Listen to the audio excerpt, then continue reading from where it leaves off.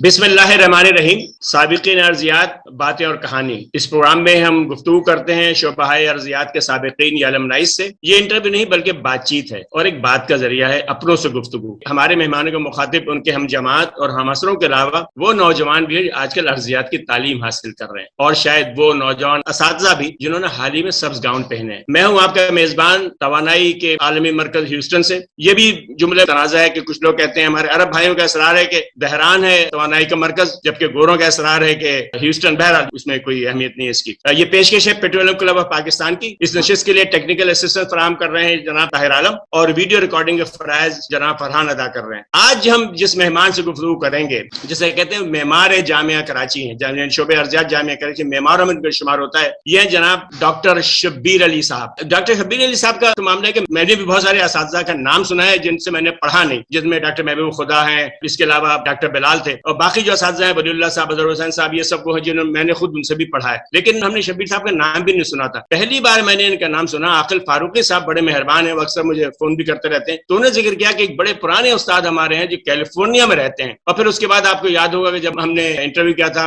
اقبال محسن صاحب کا تو انہوں نے بھی شبیر صاحب کا ذکر کیا تھا. اچھا، ایک اور بات میں عرض کروں کہ اگرچہ کہ ڈاکٹر صاحب سے میں نے پڑھا نہیں اس دوران، اس لیے کہ ڈاکٹر صاحب نے 56 میں ایم ایس سی کیا، جبکہ میں نے 61 میں پہلی جماعت میں داخلہ لیا تھا. مجھے موقع نہیں ملا تھا ڈاکٹر صاحب سے استفادہ کرنے کا کہ انہوں نے جب اپنا بایو ڈیٹا بھیجا مجھے تو اس کے اندر انہوں نے لکھا تھا خوردبینی رکازیات. یہ ترجمہ تھا مائکرو پیلنٹولوجی کا. مجھے یہ ترجمہ نہیں معلوم تھا، حالانکہ مجھے بڑا ناز ہے کہ مجھے اردو بہت اچھی آتی ہے، لیکن یہ ترجمہ میں نے ڈاکٹر صاحب سے سیکھا. تو اس کا مطلب ہے کہ ڈاکٹر صاحب آپ میرے استاد بھی ہیں، کم از کم میں نے ایک سبق آپ سے ضرور سیکھ لیا. ڈاکٹر صاحب نے 56 میں شعبہ ارضیات جامعہ کراچی سے ایم ایس سی کیا اور فوری طور پر وہیں لیکچرر تعینات ہو گئے. اور اس کے بعد 1965 میں آپ لندن چلے گئے جہاں وہ مشہور زمانہ امپیریل کالج، وہاں سے آپ نے پی ایچ ڈی کی سند حاصل کی. اس کے بعد اسی کالج میں آپ مائکرو پیلنٹولوجی خوردبینی رکازیات کے استاد مقرر ہوئے. 1980 میں آپ امپیریل ویسٹرن جیو فزیکل، یہ سروس کمپنی تھی، اس سے وابستہ ہوئے اور 7 سال وہاں کام کیا. 1987 میں آپ امریکہ آ گئے اور 2014 تک آپ ریاست کیلیفورنیا کے ڈپارٹمنٹ آف ٹرانسپورٹیشن میں کام کیا. ڈاکٹر صاحب نے 8 سال ہیوسٹن میں گزارے ہیں، کوئی پریمیم کمپنی تھی اس کے لیے. یہ ان کا مختصر تعارف ہے. پہلی بات ہے وقت دینے کا بہت بہت شکریہ. اب یہ فرمائیے کہ میں نے جو آپ کا تعارف پیش کیا اس میں کوئی بات رہ تو نہیں گئی؟ نہیں، کافی چیزیں آپ نے بتا دی. سیدھی سادی زندگی ہے. میں نے جو تھا وہاں پر امپیریل کالج سے ڈی کرنے کے بعد 2 سال میں نے پڑھایا بھی اور پوسٹ ڈاکٹرل ورک بھی کیا تھا میں نے. پھر اس کے بعد میں امریکہ آ گیا تھا سن 69 میں 79 میں، اور یہاں پر ایک ہیوسٹن میں ایک آئل کمپنی، اس کا نام تھا سپیریئر آئل کمپنی، تو اس میں نے ایز اے مائکرو پیلنٹولوجسٹ جوائن کیا تھا. اس کے ساتھ ساتھ مجھے جو تھا وہ انہوں نے الاسکا اور بیلیز کے 2 علاقے جو تھے وہ ایکسپلوریشن کے لیے بھی دیے تھے.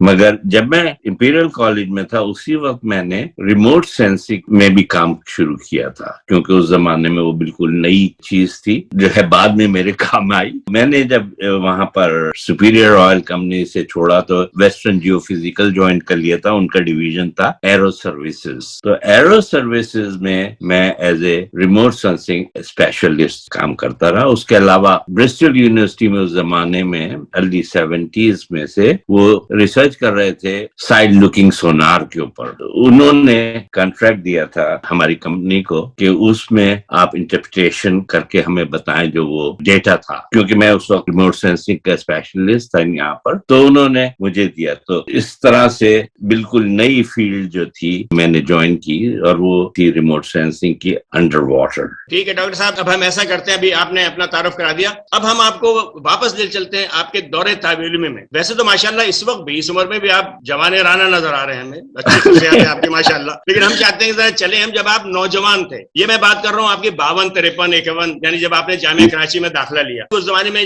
جامعہ کراچی چاند بی بی روڈ پر ہوتی تھی جو آج کراچی کالج بن گیا ہے. یہ بتائیے جب پہلی بار آپ جامعہ کراچی میں داخل ہوئے طالب علم کی حیثیت سے، یعنی آپ نے انٹر کیا تھا میرے خیال دہلی کالج سے، اس کے بعد آپ جب داخل ہوئے یونیورسٹی میں، تو پہلی بار جب آپ گئے تو کیسی شکل تھی ہمارے جامعہ کی اور آپ کے شعبہ ارضیات؟ میں نے ڈی جے سے انٹر کیا تھا اور پھر اس کے بعد وہاں پر ہمارے جیولوجی ڈپارٹمنٹ میں نے داخلہ لیا. تو اس وقت جو اسٹرکچر تھا جیولوجی کا وہ یہ تھا کہ جیوگرافی میں جو پروفیسرز آتے وہ کافی پرانے علی گڑھ کے پروفیسر تھے, تو ان کے انڈر میں جیولوجی میں تھا. اس کے کوئی ایک سال بعد 57 میں یہ ڈاکٹر محبوب خدا آ گئے اور پھر ولی صاحب بھی آ گئے تھے.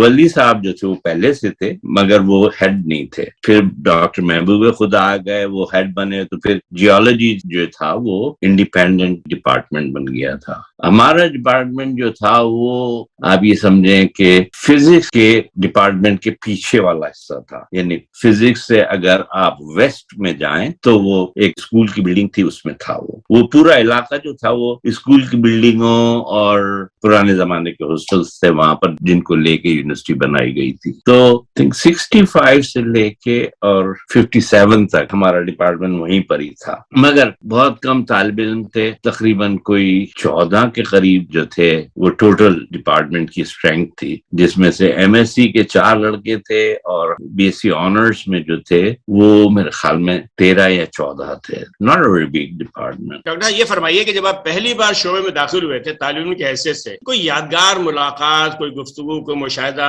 تاثر, منفی مثبت جو بھی, کیسا تھا پہلی بار تعلیم کی حیثیت سے داخل ہوئے آپ جامعہ میں؟ وہ اصل میں جو شوق تھا نا وہ یہ تھا کہ آپ ڈی جے کی بلڈنگ سے آپ جو ہے وہ ایک چھوٹے سے اسکول کی بلڈنگ میں داخل ہوں, تو اور وہ بھی صرف یہ بتایا جائے آپ کو کہ یہ 3 کمرے جو ہیں یہ آپ کے ہیں, باقی جغرافیہ کے ہیں. وہ جو ہے نا وہ چینج جو تھا وہ کافی زبردست تھا. اس کے علاوہ یہ کہ چھوٹا سے گروپ تھا اسٹوڈنٹس کا جو جیولوجی پڑھتا تھا, تو اس وجہ سے it was a cultural shock. ہاں, یعنی ایک بڑے کالج سے چھوٹے سے اسکول میں آ گیا. اچھا یہ فرمائیے کہ اس وقت جو آپ کے اساتذہ تھے کہ آپ کہہ رہے ہیں جب طلبہ 14 تھے تو اساتذہ بھی بہت کم ہوں گے, اس وقت آپ کے محبوب اساتذہ, چند اساتذہ کا نام بتائیں گے جو آپ کے استاد تھے اس وقت جامعہ میں؟ اس وقت جو تھے نا محبوب خدا جو تھے وہ اسٹریٹیگرافی, پیلینٹولوجی اور ایک اور سبجیکٹ پڑھاتے تھے مجھے صحیح یاد نہیں. دوسرے جو تھے وہ ولی اللہ صاحب تھے جو منرالوجی اور کیا کہتے ہیں انجینئرنگ جیولوجی پڑھاتے تھے غالباً, انجینئرنگ جیولوجی اور geochemistry, geochemistry type کی چیزیں پڑھاتے تھے وہ, کیونکہ میرا انٹرسٹ نہیں تھا اس میں تو وہی باتیں بھی یاد نہیں تھی. اچھا یہ بتائیے کہ یہ تو اساتذہ کے ذکر کیا آپ نے, اس زمانے کے جو غیر تدریسی عملہ ہوتا تھا نا, جو سیمینار لائبریری کے ہوں گے یا اسٹاف میں ہوں گے یا لیب میں کام کرتے, ان کو کچھ نام یاد ہیں آپ کو ان لوگوں کو؟ ہاں, پرانی بلڈنگز میں جب ہم تھے ہمارے پاس نہ لائبریری تھی اور نہ ہی کوئی الگ سیپریٹ لیبس تھی. ایک ہی کمرہ تھا جس میں چند پتھروں کے نمونے رکھے ہوئے تھے, چند تصویریں لگی ہوئی تھی. میں نے آپ سے کہا کلچرل شوق تھا کہ ایک دم ڈی جے سے اٹھ کے آپ وہاں آ گئے تو وہاں پر ہر چیز پرانی تھی اور منظم تھی. یہاں پر جب آئے تو معلوم ہوا کہ ہر چیز آپ کو خود پیدا کرنی والی بات تھی. تو اس وقت جو اساتذہ تھے وہ بیچارے اسٹرگل کرتے رہتے, کتابوں کی کمی, بیک گراؤنڈ لٹریچر کی کمی, پھر انسٹرومنٹس کی کمی. 2 یا 3 مائکروسکوپس تھے جو کہ بایولوجی سے ایکچولی زولوجی سے بورو کیے ہوئے تھے. سر ہمیں تو سن کے بڑی خوشی ہو رہی ہے, بل بات ہے جیسے میں نے عرض کیا کہ آپ جو ہیں ہمارے استاد نہیں بلکہ معمار بھی ہیں. اور میں جو آج کے طلبہ اگر اس بات کو سن رہا ہوں تو میں بتانا چاہوں گا کہ ہم جو شکایت کرتے رہتے ہیں, آپ دیکھیں کس حالت میں اس جامعہ شروع ہوئی تھی, اس کا مطلب کس قدر ترقی کی ہے جامعہ نے, ہماری شعبہ ارضیات نے ہماری, جب ہماری اپنی سیمینار لائبریری یعنی مرکزی لائبریری کے علاوہ چھوٹی لائبریری جو ہے ڈپارٹمنٹ موجود ہے. اچھا سر یہ بتائیے آپ کے دور کے کچھ مشہور کلاس فیلو جنہوں نے بڑی شہرت حاصل کی. کھلاڑیوں میں ایک صاحب تھے کبیر صاحب جو ٹیبل ٹینس کے کھلاڑی تھے, اور ایک عثمانی صاحب تھے جو بیڈمنٹن کے کھلاڑی تھے, اور ایک صاحب جو تھے وہ ہاکی کے کھلاڑی تھے مگر مجھے اس وقت بالکل نام یاد نہیں آ رہا. وہ کراچی یونیورسٹی کی as a whole hockey team کے کیپٹن بھی رہے تھے. خاصے مشہور لوگ آپ کے ساتھ تھے. اور باقی لوگ, کیونکہ میں پاکستان جلدی چھوڑ دیا تھا میں نے 65 میں, تو جو بعد میں حضرات جو بڑے بنے اور انہوں نے بڑے کام کیے ان کے متعلق مجھے بالکل علم نہیں ہے. اچھا یہ بتائیے کہ فیلڈ ٹرپ یا تعلیمی دورے کی کوئی بات، اہم بات جو یاد، اس میں ایک حادثہ ہوا تھا، ذرا اس کی اگر تفصیل آ جائے. وہ حادثہ غالباً جب آپ استاد تھے تب ہوا تھا، وہ اگر اس کو کوئی تفصیل آ جائے ہمارے پاس. اتفاق سے میں اس ٹیم کو لیڈ کر رہا تھا، جونیئر اسٹوڈنٹس تھے میرے ساتھ. ٹھٹے کے قریب وہاں پر کول مائنس تھی، مائنس کہتی ہیں وہ سارٹ آف پٹس. تو ان کو دیکھنے کے لیے ہمارا گروپ گیا تھا. جب ہم لوگ صبح وہاں سے ان کی مائنس آفس سے مائنس کی طرف جا رہے تھے، یہ حادثہ پیش آیا اور اس میں ہمارے جامعہ کے 3 اسٹوڈنٹس کی شہادت ہوئی. اور کافی تکلیف دہ چیز تھی میرے لیے پرسنلی اور ہمارے ڈپارٹمنٹ کے لیے.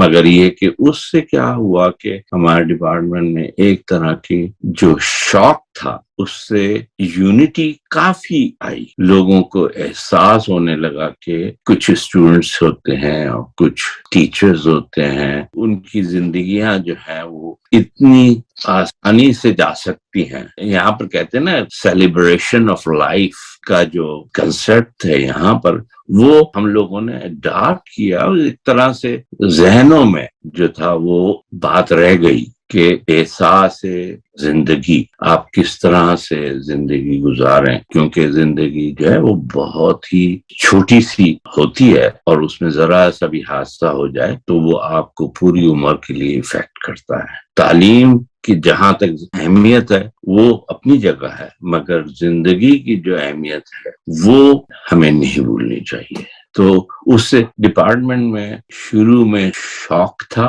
پھر اس کے بعد یونٹی آئی، ایک طرح کا احساس یکجہتی پیدا ہوا کہ بھئی یہ اسٹوڈنٹ اور یہ ٹیچر جو ہیں وہ جب تک کہ مل کے نہیں رہیں گے تو ان کو پتہ ہی نہیں چلے گا کہ کیا ہوا کیا. تو وہ اثر 1-2 سال رہا، مگر جو لڑکے جو لوگ اس وقت ہمارے ڈپارٹمنٹ میں تھے ان کے اوپر وہ بہت اثر انداز ہوا تھا کہ سارا ایک طرح کا سوگ جو تھا وہ ڈپارٹمنٹ میں چھا گیا تھا. مگر یہ کہ آدمی جو ہے وہ ان چیزوں سے جو ہے سبق سیکھتا ہے. ہم لوگوں نے وہاں پر جب تک میں تھا وہاں پر یہ ایک سبق سیکھا تھا کہ کبھی بھی جو ہے وہ آپ اپنے حصوں کو ڈیوائیڈ نہیں کریں. یہ نہیں کہ 20 لڑکے ادھر جا رہے ہیں اور 10 لڑکے ادھر جا رہے ہیں، تو اس سے جو ہے وہ پاسبلٹی آف مس ہیپس جو ہے وہ زیادہ ہوتی ہے. پہلے تو کانشیسلی اس چیز کو استعمال کیا گیا، پھر بعد میں میرے خیال میں جو تھا وہ بیکیم اے روٹین کہ بھئی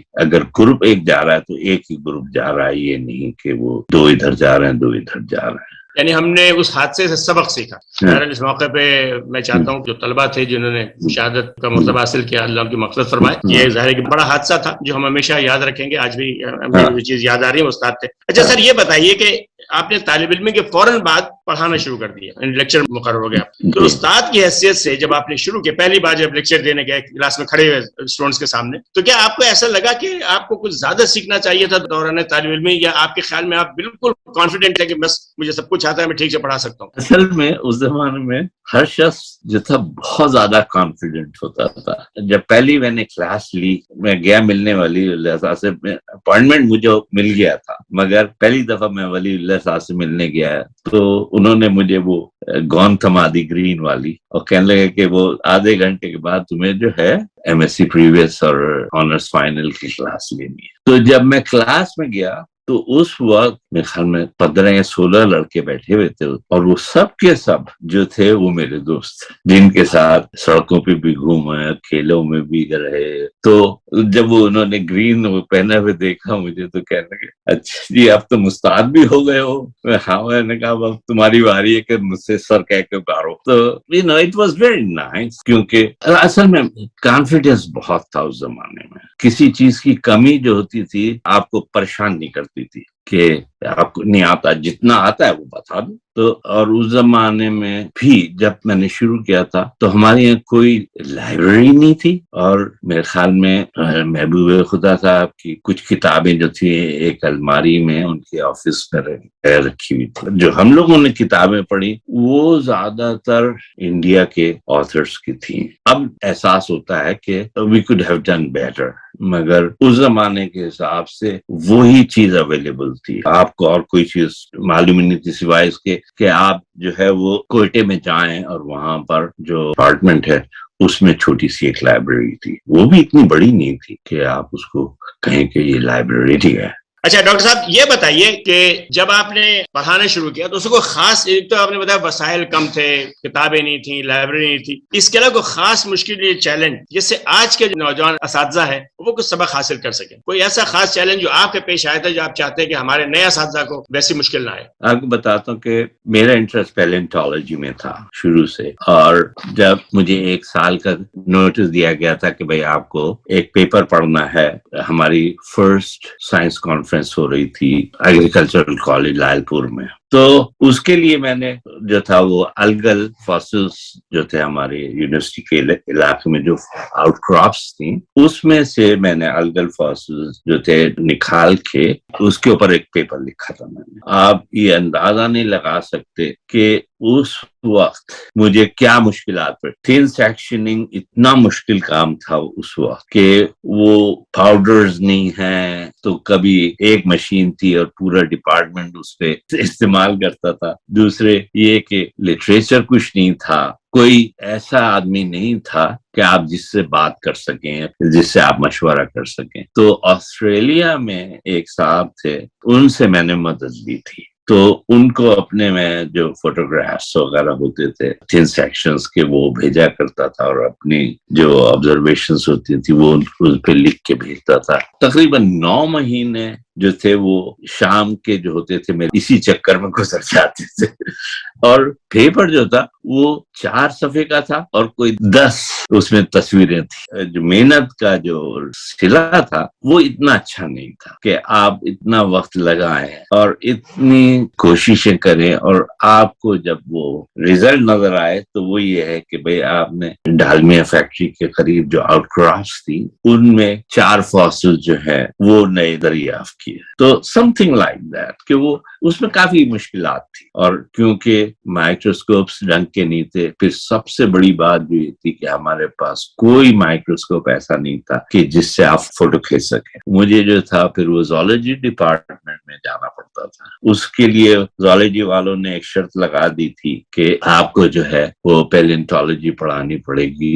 2 لیکچر جو تھے ان کے ایم ایس سی کے جو تھے وہ میرے ذمہ انہوں نے لگا دی، تو میں کہتا ٹھیک ہے۔ میری دوستی تھی کافی باٹنی کے لوگوں سے، ہمارے قریبی رہتے تھے وہاں، تو انہوں نے سنا تو انہوں نے کہا کہ یہ کیا بات ہوئی، تم باٹنی کا کام کرتے اور پڑھاتے جا کے وہ زولوجی والوں کو، تو تم ہمیں بھی 2 لیکچر ہمارے۔ تو پھر یہ وتیرہ ہو گیا تھا کہ میں جو تھا وہ 2 لیکچر سال میں زولوجی میں ہوتے تھے میرے، اور 2 لیکچر جو تھے وہ باٹنی میں ہوتے تھے۔ سبق ہم نے یہ سیکھا اس سے کہ وسائل کی کمی کی شکایت کرنے کے بجائے وسائل تلاش کرنے چاہیے، یعنی آپ نے ایسی کہ وسائل تلاش کیے کہ آسٹریلیا وغیرہ کے ذریعے، بہرحال یعنی یہ ایک سبق ہے ہمارے نوجوانوں کے لیے کہ وسائل کی کمی کا شکوہ نہ کریں بلکہ تلاش کریں نئے راستے۔ اچھا سر، اب ایک ذاتی نوعیت کا سوال آپ سے کہ آپ پی ایچ ڈی کے لیے تشریف لے گئے لندن اور آپ نے پی ایچ ڈی کی وہاں پر، اس کے بعد آپ واپس پاکستان کیوں نہیں آئے؟ آپ نے وہیں رہنے کو ترجیح کیوں دی؟ اس کی وجہ تھی، اور وجہ یہ تھی کہ جو فیلڈ ڈیولپ کر رہا تھا وہ تھی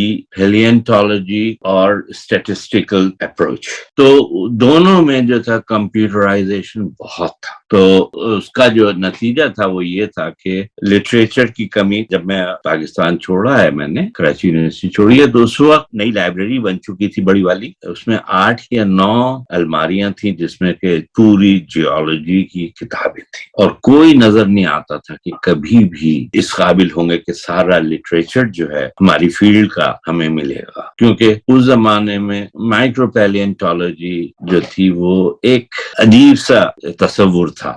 مگر اور دوسری بات جو تھی وہ یہ تھی کہ ریسرچ کے لیے آپ کو اگر یہ انسٹرومنٹ تلاش کرنے پڑیں یا کتابیں تلاش کرنی پڑیں، تو جیسے میں نے آپ کو بتایا تھا نا، مجھے 1 سال لگا تھا چند فاسلز کو فوٹوگراف کرنے اور ان کو پہچاننے اور ان کو اسٹینڈرڈ کا اسٹڈیز شائع کرنے میں۔ اس سے کافی دل برداشتہ ہو جاتا ہے آدمی کہ یہ کیا بات ہوئی، اور آل آف اے سڈن آپ ایسی جگہ پہنچ جائیں جہاں پر کہ ساری چیزیں ہر وقت میسر ہیں، اور خاص طور پہ آپ کو میسر ہی نہیں ہے بلکہ آپ کے لیے حاضر ہیں، آپ کو کہنے کی دیر ہے۔ میں نے اپنے فاسلز کی اسٹڈیز جب کر رہا تھا تو بجائے اس کے کہ میں فوٹوگراف کروں، میں نے ان کو ایکس رے کرنا شروع کیا تھا. ایکس رے کے لیے مجھے میرے خیال میں 2 یا 3 مہینے لگے تھے کہ انہوں نے مجھے ایک مشین پرووائڈ کر دی. اس قسم کی سہولتیں ہوتی ہیں وہ آپ کو گرویدہ کر دیتی ہیں. This is where I should be, that is my talents will work. کیونکہ میرا ریسرچ ورک جو تھا وہ فرانس کے اوپر, فرانس کا ایک ساؤتھ ویسٹ کارنر تھا,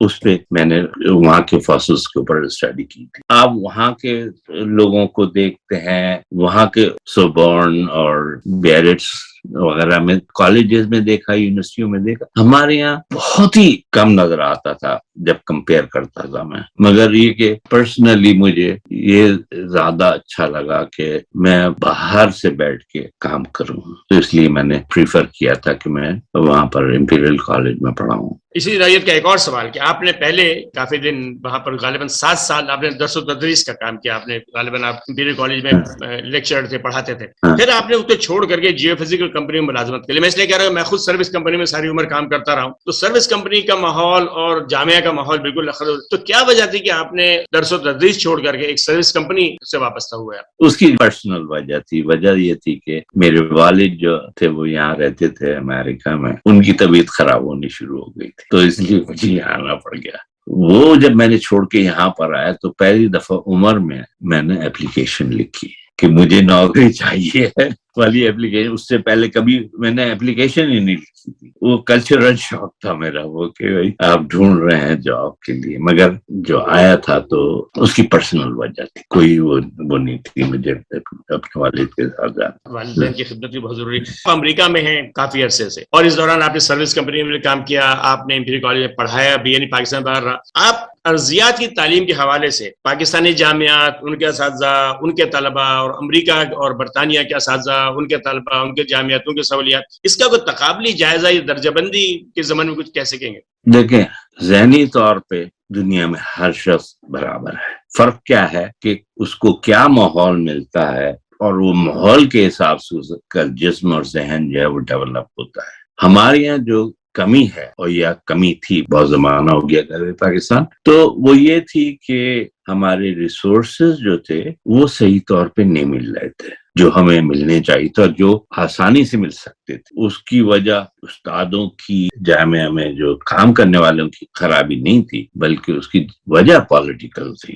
جان کر کے کراچی یونیورسٹی کو ڈاؤن کیا جا رہا تھا. آپ اس سے اندازہ لگائیں کہ ایوب خان کے زمانے میں ایوب خان صاحب کو فرصت نہیں تھی 2 سال تک کہ وہ کراچی یونیورسٹی کا کنوکیشن میں اٹینڈ کر سکیں. اس کی وجہ سے کراچی یونیورسٹی کے بچوں کو, اسٹوڈنٹس کو ڈگری نہیں ملی. تو یہ چیزیں جو ہوتی ہیں, جب آپ اسٹوڈنٹ ہوتے ہیں تو اتنا احساس نہیں ہوتا, کم سے کم مجھے تو نہیں ہوا تھا. مگر یہ بات مجھے معلوم ہو گئی تھی کہ یہ کیا بدتمیزی ہے, میں نے پڑھا ہے تو مجھے ڈگری دو بھائی. اور دوسری بات یہ کہ میں کوئی کام کرنا چاہ رہا ہوں تو کتابیں کیوں نہیں ہیں ہمارے معاشرے میں. علم کا ایسا خراب حال ہوا کہ ہم لوگ بھول گئے کہ ہمارا مذہب کیا, اور ہمارا مذہب کیا کہتا ہے تعلیم کے لیے. تو اس سے کافی تکلیف دہ چیز ہوتی ہے. اور اب بھی جو ہے مجھے صحیح بات نہیں معلوم, مگر ہو سکتا ہے اب بہتر ہو گیا ہو حساب کتاب. تعلیم کے لیے اگر آپ پیسہ نہیں خرچ کریں,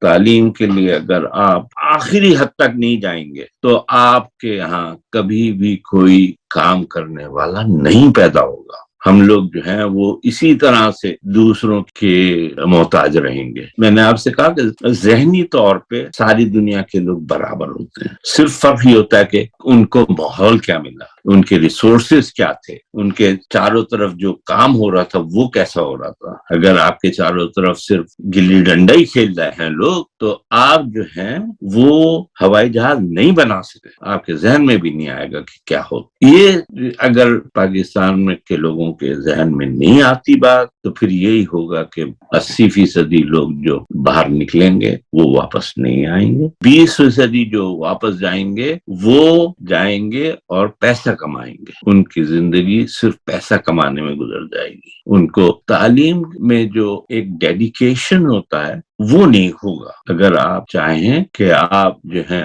اچھے معلم بنے, تو آپ کے اندر ایک ڈیڈیکیشن ہونا ضروری ہے. آپ کے اندر ایک خواہش ہونا ضروری ہے کہ ہم جو ہیں وہ آئندہ کی نسلوں کو بھی آگے بڑھائیں گے اور اپنے آپ کو بھی آگے بڑھائیں گے. بجائے اس کے کہ آپ یہ سوچیں کہ مجھے کب ریڈر بنا رہا ہے, مجھے کب پروفیسر بنا رہے ہیں, کب مجھے ڈین بنا رہے ہیں. اگر آپ کے اس میں زندگی گزار رہے ہیں لوگ تو آگے نہیں بڑھ سکتے. یعنی اس کا مطلب آپ یہ فرما رہے ہیں کہ صلاحیت اور قابلیت کی کوئی کمی نہیں ہے, قومی ترجیح جو ہے وہ تعلیم نہیں ہے پاکستان کی. یعنی بظاہر ایسا وسائل جو ہیں وہ ان کی ترجیح تعلیم کی طرف نہیں ہے اور دوسرے کاموں میں استعمال ہو رہے ہیں, اور اگر تعلیم ترجیح نہیں ہے تو ملک کبھی بھی ترقی نہیں کر سکے گا. آپ یہی کہنا چاہتے ہیں؟ بالکل. اور یہ بات میں اس لیے کہہ رہا ہوں کہ جو لوگ وہاں سے آتے ہیں پاکستان سے پڑھ کے اور یہاں پر کچھ جاب کرنا چاہتے ہیں, ان کی صلاحیتیں بہت ہی کم ہوتی ہیں. حد یہ ہے کہ وہ انڈیا کے لوگوں سے بھی کم ہوتے ہیں. مجھے افسوس ہے کہنے میں, مگر یہ کہ ہم لوگ پیچھے ہیں اور ہم لوگ پیچھے چلے جا رہے ہیں. ہم ابھی تک اقربا پرستی اور اس قسم کی بیماری میں پھنسے ہوئے ہیں. تو بہرحال امید یہ ہے کہ وقت کے ساتھ سیکھیں گے ہم لوگ. ڈاکٹر صاحب واقعی یعنی جو آخر میں جو باتیں ہوئی یہ قومی باتیں ہیں, اور دل تو چاہتا ہے کہ بات ہم اور جاری رکھیں, لیکن ظاہر ہے کہ آپ بھی مصروف ہیں اور باقی لوگ بھی, تو ختم کرنی پڑے گی بات. آخری سوال ہمارا یہ ہے جو میں ہر تمام ماہرین سے اپنے پوچھتا ہوں, اور آپ کا اصل میں اس لیے فرق ہے دوسروں میں اور آپ میں کہ آپ معماران جامعہ میں, یعنی آپ وہ لوگ ہیں جنہوں نے طالب علم میں بھی یعنی پہلے طالب علم بھی تھے اور پہلے استاد بھی تھے, یعنی ان پہلے اساتذہ میں تھے, پہلے طلبہ میں آپ تھے. یعنی کہتے ہیں کہ بھٹے کی پہلی اینٹ بھی آپ تھے اور اینٹ سازی بھی آپ نے کی. تو یہ بتائیے کہ ارضیات کے جو موجودہ اساتذہ اس وقت ہیں, نوجوان اساتذہ کافی, آپ کو پتا ہے کہ ہماری ایک بہت ہی ٹیلنٹڈ خاتون جو ہے وہ صدر شعبہ ہے, یعنی پہلی بار جامعہ کی تاریخ میں خاتون جو ہے وہ صدر شعبہ بنی ہے. اس کے علاوہ اور لوگ بھی تو پتا ہے, آپ ان لوگوں کے لیے کیا پیغام دینا چاہیں گے؟ ضرورت جو ہوتی ہے نا استاد کی, وہ یہ ہوتی ہے کہ آپ جو ہیں وہ 90% انرجی آپ کی جو ہے وہ خود پڑھنے میں اور پڑھانے میں شامل ہونی چاہیے. سب سے زیادہ خود پڑھو, کیونکہ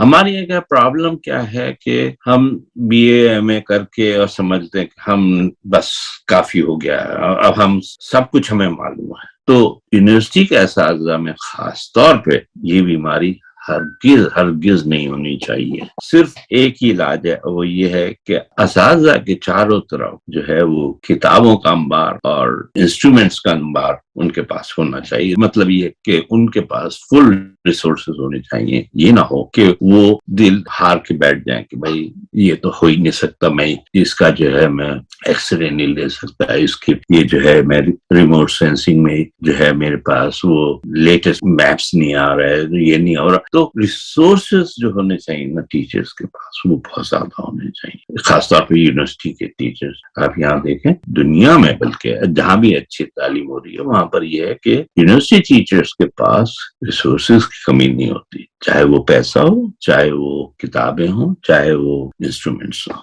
تو پھر آدمی جو ہے دل کھول کے محنت کرتا ہے. یعنی اساتذہ کو وسائل ملنے چاہیے اور اساتذہ کو تعلیم حاصل کرنی چاہیے, یعنی مسلسل پڑھنے کا عمل جاری رہنا چاہیے. اس سے مجھے بس آخر میں وہ کہوں گا, حضرت علی کا قول ہے کہ ان سے کسی نے پوچھا کہ عالم کس کو کہتے ہیں, آپ نے کہا عالم وہ ہے جس کو اپنی جہالت کا علم. تو میرا خیال ہم اسی پر اپنی بات ختم کرتے ہیں. ڈاکٹر صاحب بہت بہت شکریہ آپ کے وقت کا, اور انشاءاللہ ہم اس کے بعد بھی آپ کو زحمت دیتے رہیں گے. بلکہ اس زمن میں ایک اور بات میں عرض کروں کہ اب چونکہ یہ دور جو ہے وہ آن لائن کا ہے, تو انشاءاللہ ہم کبھی کوشش کریں گے ایسی تقریب ہم کریں جس میں آپ یہاں سے براہ راست جو ہے کراچی یونیورسٹی کی کلاس کے اندر ایک لیکچر دے سکیں. تو اس طرح تھا کہ ہم یہ کام جو ہے جاری رکھیں گے, تو انشاءاللہ اس پہ ہم آپ سے بات کریں گے. جی فرمائیے. مجھے جو ہے وہ کراچی یونیورسٹی سے تعلق بہت ہی کم رہا ہے گزشتہ 60 سال میں. 50 سال ہو گئے, پتہ نہیں کتنے سال ہو گئے چھوڑے ہوئے یونیورسٹی کو. تو اچھا یہ ہوگا کہ کوئی مجھے وہاں کی یونیورسٹی کے جو ٹیچرز ہیں ان کا نام اور ٹیلی فون نمبرز وغیرہ دے, تاکہ, اور میرا ٹیلی فون نمبر آپ لوگوں کے پاس ہے, آپ بلا جھجک کے آپ ٹیچرز کو وہاں پرووائڈ کر سکتے ہیں. میں چاہوں گا طارق حسنی یا دوسرے احباب جو احباب ہیں پوجا کے, وہ اگر یہ گفتگو سن رہے ہیں تو ڈاکٹر صاحب سے رابطہ ہمیں کریں. تمام تفصیلات میرے پاس موجود ہیں انشاءاللہ, اور ہم ان سے فائدہ اٹھائیں. جیسے میں نے عرض کیا کہ ڈاکٹر ہمارے معمار ہیں, تو ان کو پتہ ہے کہ کیا مسائل ہیں کراچی یونیورسٹی کے, تو میرا خیال ہمیں ان سے سیکھنا چاہیے, تعلیم بھی, اس کے علاوہ تعلیم دینے کا انداز بھی. تو ڈاکٹر صاحب بہت بہت شکریہ آپ کے وقت کا. انشاءاللہ آپ سے ملاقات رہے گی, اور اس کے ساتھ ہی خدا حافظ.